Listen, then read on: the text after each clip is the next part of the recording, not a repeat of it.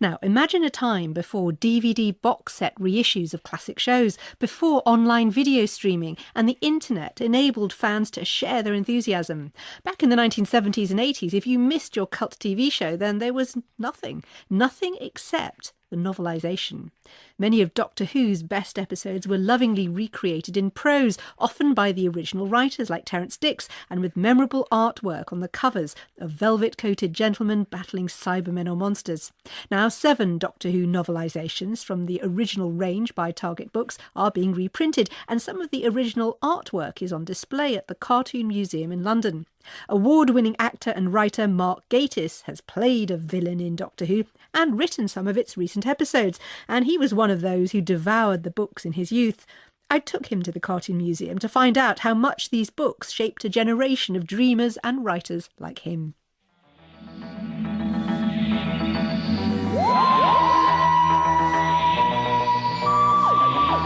Mark, we're standing in this gallery with all these covers of Doctor Who books, bigger than one would ever have seen, various incarnations, various monsters and Cybermen.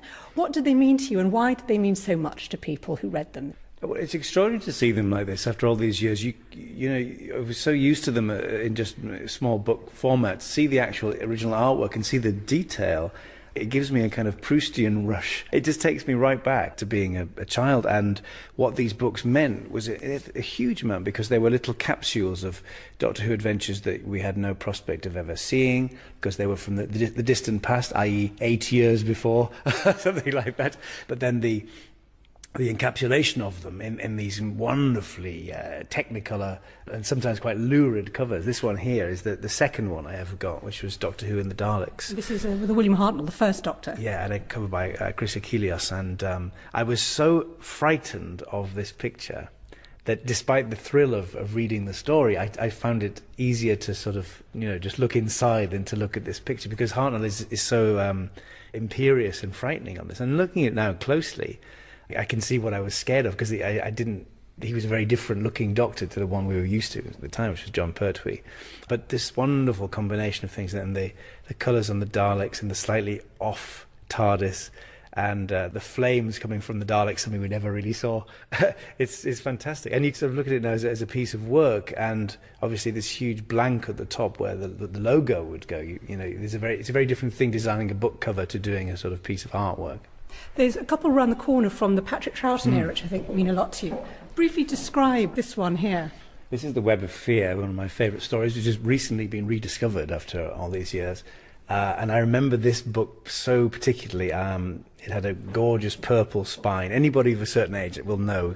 I'm talking to friends here, people who know what it means. Somehow they have a tactile quality, these books, which you can never really reproduce in any other way. There's something about the actual artifact itself. And this beautiful cover, again by Chris Achillios, of a very sort of pensive-looking Patrick Troughton and this wonderful Yeti with its death rays coming out of its eyes and ensnaring the Sergeant here. And then this fantastic spiderweb design. I think they're just triumphs of clear and simple and clever design. They sort of encapsulates everything you want from a book called The Web of Fear.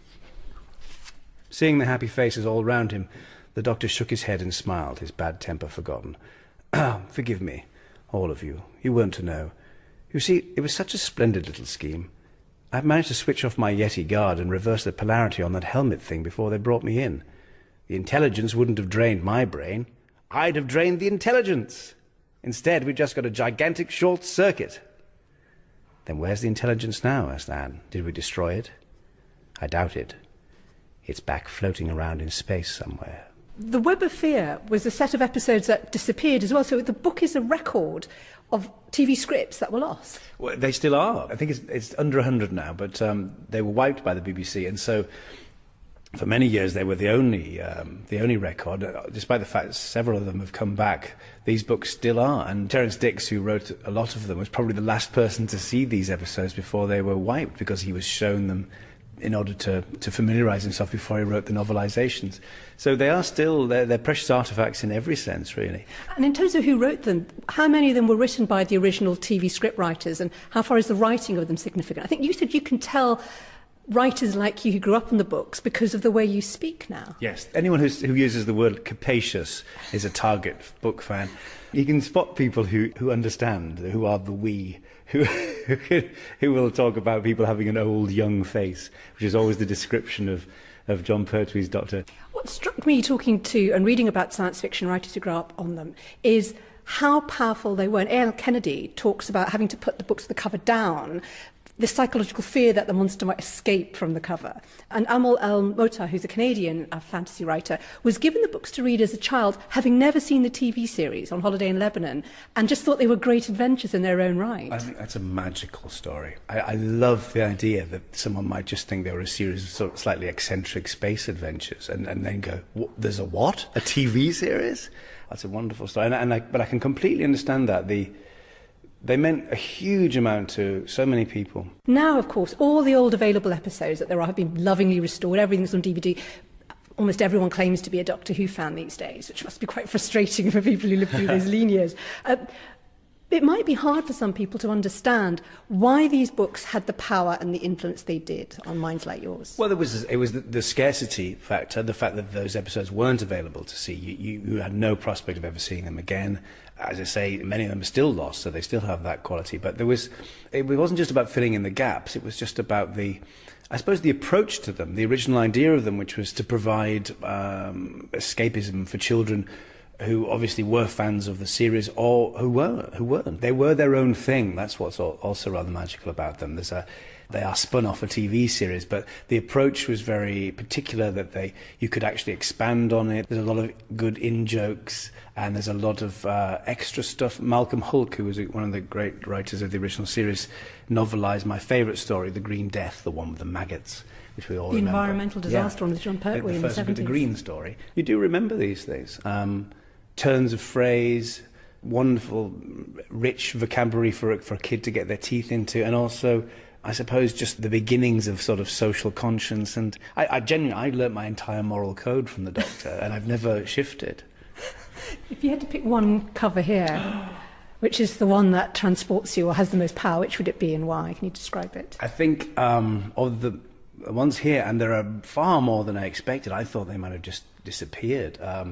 It would have to be the dinosaur invasion, which even in its day was controversial for having the pterodactyl saying across it, which was deemed to be too comic strip-like.